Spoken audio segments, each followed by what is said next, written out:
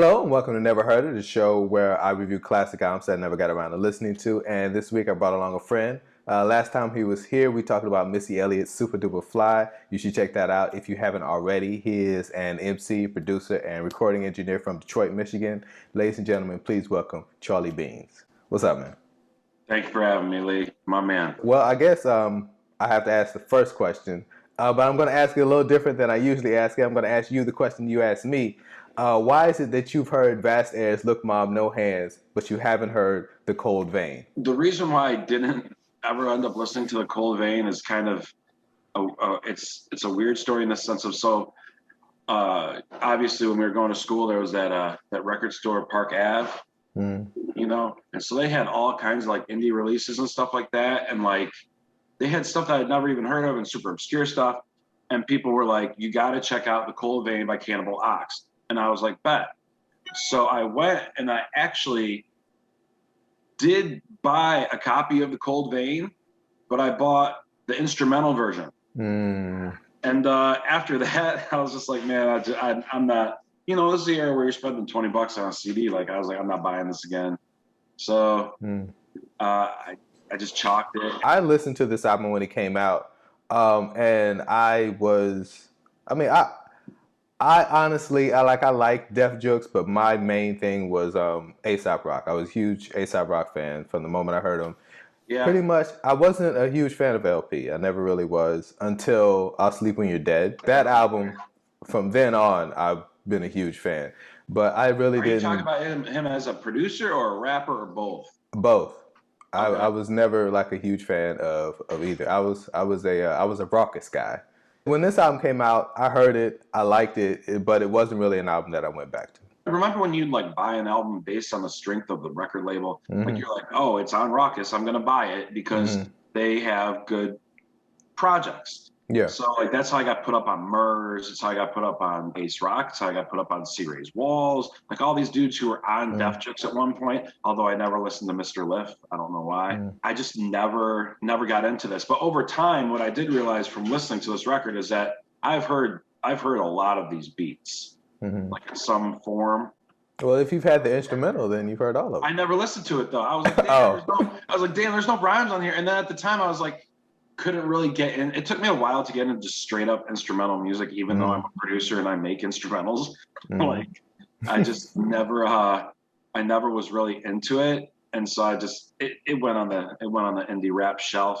So let's talk about the album. Did anything stick out to you? Yeah, Stress Rap was probably my favorite one. There's a beat that Kemuteo raps on. He had this beat that did this like, it had this wormy kind of noise to it. And this track has a similar kind of thing to it.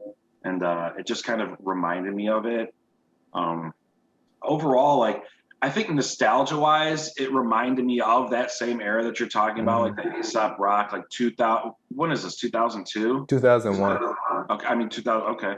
I mean, like, that's like a super, that era to me is just special, like, as a person growing up. But didn't really like the album, can't lie. I feel like this is like one of those albums where it's like its legend actually supersedes the success that it had. Everyone always talked about it being like a quintessential rap, like indie rap record. And I agree with that. It's just not one that would be on my list. I never realized that this album was the first like full LP that was released on Def Jux. Mr. Lif had an EP, then they had a compilation record, like a Def Jux compilation with all the people that were on it. That was 2001. And then this, and then Labor Days. It was all in the same year, though. I mean, that's a pretty big year for a first label to drop those. I mean, if you even just count just the 2 out of the 4 albums are considered classics to this day. But like Labor Days too, like I love A$AP Rock. I love where that album, shout out Seth. I went with Seth to Park Avenue like the day before my 19th birthday, and he was like, "You gotta buy this record, dog. You gotta buy this record, son. Yo, Labor Days. I'm telling you, yo." And no, that's my man. And it's Beat Unique. In case anybody he's been on the show, Beat Unique. Yes, he's probably going to be on again. He is a very knowledgeable man, and I just remember listening to it, and but he had like storytelling and things that were like kind of like there's a specific song that, although Daylight is a classic, but that song No Regrets on there, where he's talking about the chalk, the girls doing the chalk on the sidewalk, and like that was just something that like kind of blew my mind in that regard. And as a late 30s man listening to Cannibal Ox, Cold Vein for the first time, my mind wasn't blown because I've seen things that are heard things that are very similar. Yeah, it would have been nice to hear like where they would go from here. Like with A$AP Rock, like his first album, it's dope, but like it's really dope to hear where he went, from there. Sure. Just how he got better throughout the years, and the fact that like this album was pretty much it. Like, I mean, obviously they did release a bunch of albums after that. Like Vort Omega, he worked a lot with Billy Woods actually. Oh, really? Most of the stuff that they put out was like independent, and it, I don't know, didn't really hit. So like this is pretty much the only thing. They only released one other album together. I did see that. A few years later. Recent. Yeah, it kind of sucks for them because, like you said, everyone else on that label seemed to have that simmer in the pot going, where their trajectory was still going up, so they could still experiment with new things. Like you're saying, Ace had, he went from Appleseed to Float to Labor Days to Bazooka Tooth, and then he keeps growing and evolving. Same thing happens with LP. Like you're saying, I'll Sleep When You're Dead. That album is amazing. And then Cancer for Cure, he's still evolving. Cage is the same way. Murs, it's the same way, where they all had that opportunity. And these guys kind of just released this album once. Okay, see ya. Yeah. And didn't really capitalize on a lot of the stuff that they probably could have. I don't even know why they ended up breaking up. Yeah, they didn't. I don't even know if they even officially broke up, because like they both released solo albums in 2004, but like Vast Air was on Vort Omega's solo album, so it weren't like they were like beefing or anything. They just, I don't know. I'm not sure why. And then eventually, Vast Air, he got into an argument he was in the Weathermen. Yeah, I remember. He got into a beef with them, and I don't know if they've ever made it right since then. So I don't know. I know that it was something. I know that Cage says something on that. It's called "Nothing Left to Say." That song is amazing.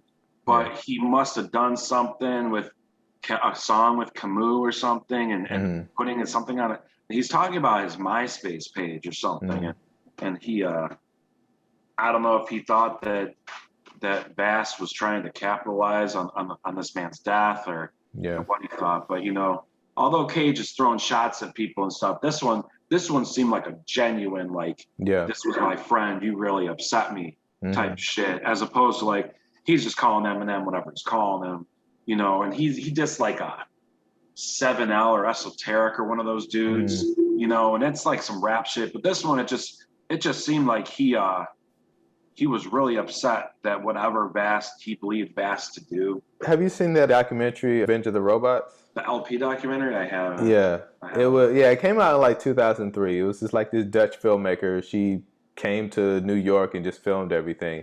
And a lot of it happened, like, it came out in 2000. It was filmed in 2002, came out in 2003. So a lot of it is like right in this era. Okay. And it's, it's the recording of some of these albums. It's recording of this album. I think they were recording this album at the time. And in the interviews, like the way Vast Air raps, he actually talks that way. It's so funny. He actually, like, that's how he talks. Okay. It's so funny to hear.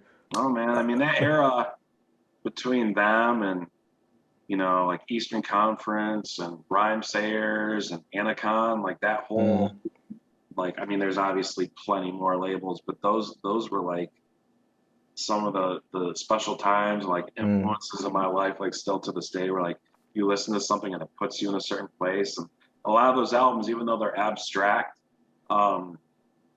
they put me there. So this album does do that for me, because I know, like you're saying, like the era that it is, like I remember this era so vividly, and it's like I never really got this one sounds the exact same. Like they all sound similar. They all it just never got around to really listening to this one. All right. So overall, didn't love the album, but you say you do understand why it's a classic. You get it. Absolutely. I mean, I do. it didn't give me a lot of stuff to go back and like really get into. Like if I had to save a song, I guess I would save Stress Rap, or I would save the second song on there. It's called Ox Out the Cage. But I feel like I had heard that one and I had heard that beat. So it was like a familiarity right at the beginning of the album, which I did appreciate. So it was like, okay, here's the intro. All right, I'm familiar with this. And then like going from there. But yeah, I don't see me going back to this anytime soon or checking this out. Yeah, I just don't see me doing it. Yeah. You know, and I will say too, like since we've been talking about LP, like, and believe you me, I believe that this man is one of the greatest producers of all time, hands down. He's arguably the best indie producer of all time. Like if you really wanted to put it, he's got to be mentioned in either category. But this is not a lot of his best work. I feel like some of this stuff is beats that he's making while he's doing fantastic damage, and he doesn't want these. So he's giving them, like, he's like, which is, I mean, everyone does. But, you know, there are times where I was like, wow, this record has some great production. And there are times I was like, oh, well, this probably, you know, might have been better if it was a couple tracks shorter.